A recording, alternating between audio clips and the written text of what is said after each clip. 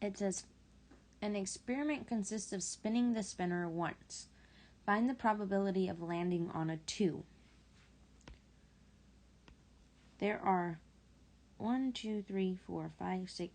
8 possible outcomes, and we have the chance of landing on a 2 out of the 8 times.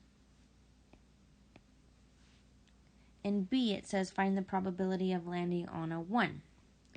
There are still 8 possible outcomes, but there are 1, 2, 3 opportunities for you to land on a 1.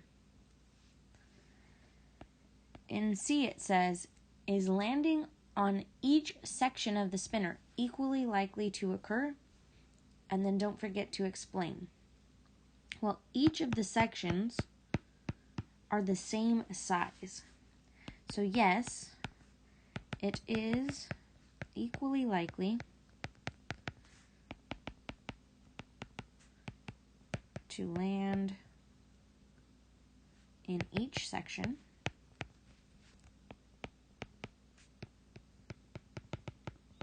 because they are all the same size.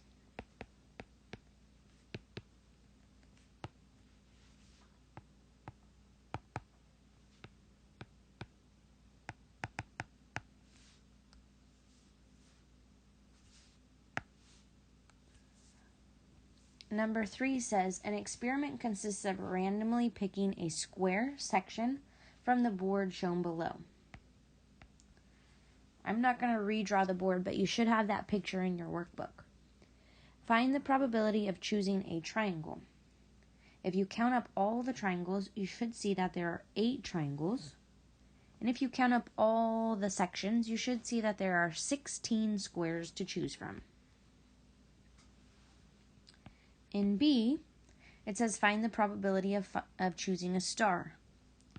How many stars are there out of all 16 boxes?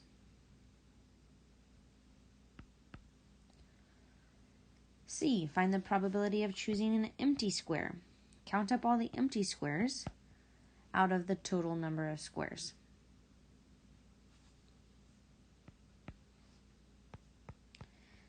D says, find the probability of choosing a circle. Are there any boxes that have a circle in them? There are 0 boxes that have a circle in them, so our probability is 0 out of 16.